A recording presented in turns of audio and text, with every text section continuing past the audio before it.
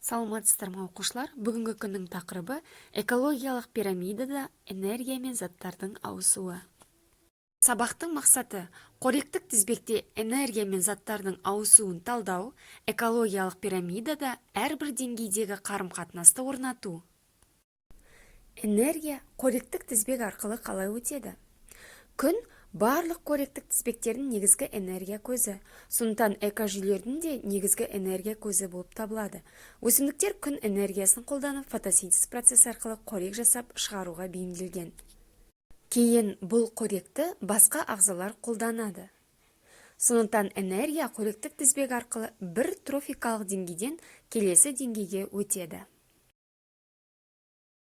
Алдыңғы тақырыптарда сендер әр экожүйенің зат және энергия алмасуымен таныстыңдар. Адамдар қозғалу, жұмыс істеу, тыныс алу және басқа да физиологиялық процестерге энергия алу үшін тамақтанады. Сол сияқты басқа тірі организмдерде энергияны сыртқы ортадан алады. Өсімдіктер күннің энергиясын пайдалану арқылы органикалық зат түзеді. Шөп қоректі жануарлар оларды қорек етеді.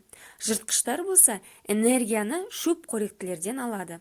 Осылайша кез келген экожүйе қоректік тізбекке ие болады. Экологиялық немесе қоректік пирамида дегеніміз. Қоректік тізбектегі биомассаның әр буынында бір қалыпты төмендеуі ең соңғы тұтынушымен аяқталуы.